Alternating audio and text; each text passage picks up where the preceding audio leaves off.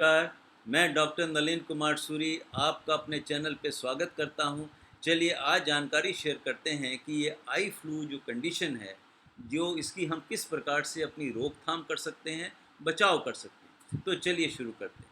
देखिए eye flu मतलब conjunctivitis का मतलब जो हमारी आँख होती है, जो उसका वाइट पोर्शन जो आपको दिखाई देता है, उसके ऊपर एक ट्रांसपेरेंट झिल्ली होती है, जिसको हम कंजक्टिवा कहते हैं। और इस कंजक्टिवा के इन्फ्लेमेशन की वजह से इसे हम कंजक्टिवाइटिस कह देते हैं, आई फ्लू कह देते हैं। और ये जो कंजक्टिवाइटिस है, जो आई फ्लू है, ये मानसून के सीज़न में बहुत अक्सर देखी जाती है और बहुत तेज़ी से फैलती है। उसका सबसे बड़ा कारण क्या है कि मानसून का जो समय होता है, इसमें वातावरण में नमी बहुत होती है। जो बैक्टीरिया होते हैं, जो वायरसेस होते हैं, जो हमारे सारे तरफ फैले होते हैं, तो ये बहुत तेज़ी से मल्टीप्लाई करते हैं, ग्रो करते हैं। तो जब इनकी ज़्यादा संख्या हो जाती है तो आई फ्लू होने के चांसेस भी बहुत ज़्यादा हो जाते हैं। और जो आई फ्लू है, जो कंजक्टिवाइटिस है, ये आम तौर पे 3 किस्म की होती है।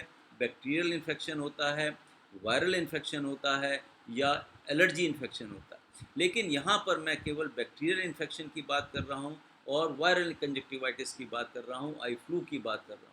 कीटाणुओं का आई फ्लू और वायरल इन्फेक्शन का आई फ्लू। अब ये जो कंडीशन होती है, तो देखिए जब किसी को हो जाए तो उसमें होता क्या है, सिंपल सी बात यहाँ कहता हूँ कि आँखों में इरिटेशन होगी, खुजली होगी, थोड़ा-थोड़ा पानी आना शुरू हो जाएगा, आँख लाल होनी चालू हो जाती है, आँखों में सूजन आ जाती है, आँखों में दर्द रह सकता है या बुखार भी आ जाता है। तो ये अक्सर कंडीशन जो है बहुत ज़्यादा कंटाजियस होती है और बहुत तेज़ी से फैलती है।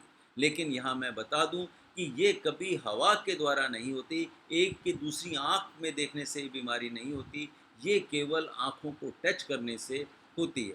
सबसे पहले बात करते हैं जिनको कंजक्टिवाइटिस हो गई है, आई फ्लू हो गई है, उन्हें क्या करना चाहिए?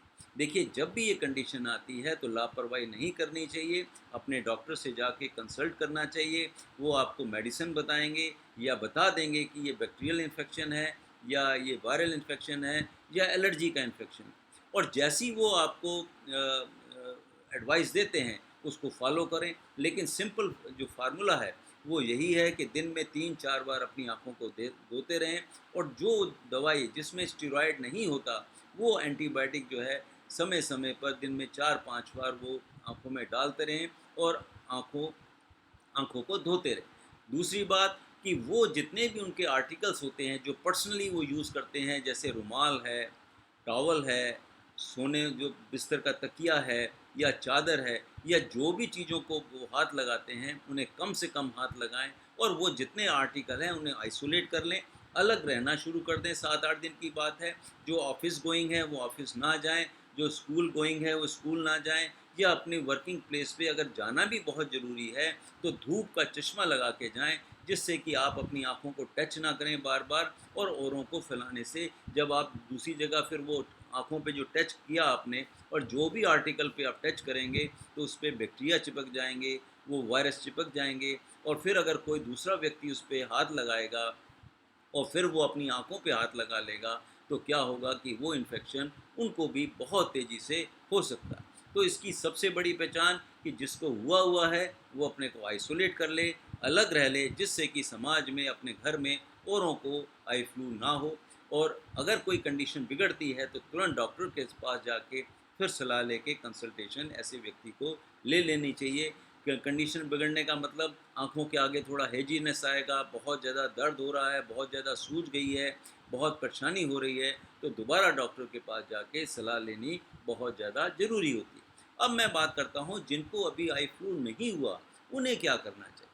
तो देखिए सबसे बड़ी पहचान, सबसे अच्छी बात कि उन्हें अपनी आँखों पर किसी भी तरह से हाथ नहीं लगाना चाहिए। और जब आई फ्लू फैला हुआ है, तो अगर आपकी एक चश्मा ज़रूर पहन के रखें, ज़ीरो पावर का चश्मा लगा के रखें या धूप में जो पहनने वाला चश्मा होता है, उसको लगा के रखें। अगर वो नहीं है, तब भी अपनी आँखों को बिल्कुल टच नहीं करना, क्योंकि ये स्वतः बहुत लोगों की आदत होती है कि वो बीच-बीच में अपनी आँखों को ज़रूर छूते रहते हैं। और दूसरी बात, कम से कम चीज़ों पे हाथ लगाएँ अगर घर में भी हैं और अपने हाथों को दिन में 5-7 बार ज़रूर धोते रहें। और साबुन और पानी से अच्छी तरह धोते रहें, या हैंड सैनिटाइज़र आता है उसका भी वो समय समय पर इस्तेमाल करते रहें। तो क्या होगा कि आपकी जब आँखों को आप बाई चांस टच भी कर लिया तो क्या होगा कि आई फ्लू होने से आपकी बचाव हो जाए, रोकथाम हो जाएगी। तो सबसे बढ़िया बात यह है कि डिफेंस अगर आपने आँखों को रखना है तो चश्मा पहन के रखें, क्योंकि चश्मे पे क्या होता है कि आप अपनी आँखों पे हाथ लगाने का एक बैरियर बन जाता है और आप उस आँखों को फिर आप टच नहीं करेंगे। जब टच नहीं करेंगे तो आई फ्लू बिल्कुल नहीं होगा, क्योंकि जैसे मैंने पहले कहा कि किसी की आँख जिसको आई फ्लू आया हुआ है उसको देखने से आई फ्लू नहीं होता, हवा से नहीं होता, जो एक गलत भावना है, एक गलत धारणा है समाज में, ऐसा नहीं होता। केवल टच करने से, आँखों पर हाथ लगाने से, अगर किसी दूसरे व्यक्ति ने उस आर्टिकल का जैसे रुमाल ही है या टॉवल ही है या चादर है, उस तकिए पे अगर आप सो गए तो क्या होगा कि ये फिर वो ट्रांसमिट हो जाता है आँखों में, फिर आपको भी आई फ्लू होने की शिकायत बनी रहती है।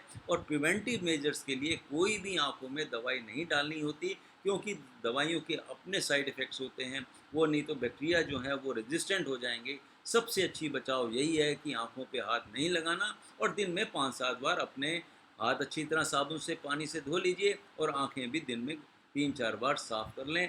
और अगर हल्का सा भी खुजली होती है, हल्का सा भी पानी आने लगता है, तो हो सकता है कि आपको आई फ्लू होने वाला हो। अगर आप अच्छी तरह आँखों को धोते रहेंगे तो आप इससे फिर आगे जो आई फ्लू फैलता है वो होने से बच जाएंगे, चाहे एक आँख में हो या दोनों आँखों में हो जाए। इसका सबसे बड़ा इलाज यही है, अगर शुरुआत भी हुई है तो केवल अगर आप 5-7 बार आँखों को अच्छी तरह पानी से धो भी लेंगे तो आई फ्लू से बच जाएंगे।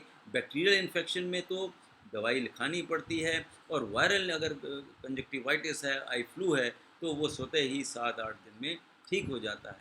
तो इसी के साथ ये वीडियो मैं समाप्त करता हूँ। फिर मिलूँगा, किसी और वीडियो पे चर्चा करूँगा।